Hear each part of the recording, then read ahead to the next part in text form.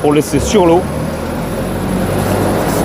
avec ce véhicule amphibie russe des années 50.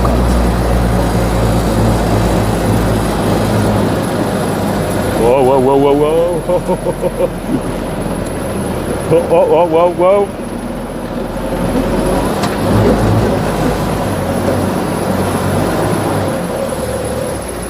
Ça fait pas trop de remous non plus, hein, malgré le poids Après, et la largeur. ça dépend de la vitesse qu'on va pour... Donc là, on met la boîte de transfert au point mort.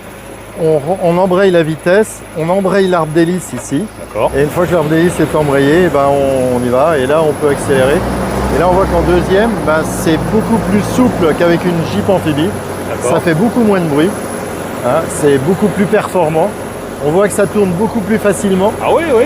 Vrai on va tourner beaucoup plus facilement. Oui, voilà. C'est vrai que le rayon de braquage est vraiment court. Beaucoup plus court. On voit que la voiture est vraiment mieux faite.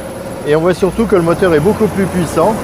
C'est que si on passe à troisième, et ben on va pouvoir entraîner la voiture et elle va aller vraiment plus vite. Voilà. D'accord. Et là, vous voyez, la Gaz 46, c'est une voiture qui flotte vraiment bien et qui marche vraiment bien. Et là, si on tourne le volant à fond, ben, on tourne sur place.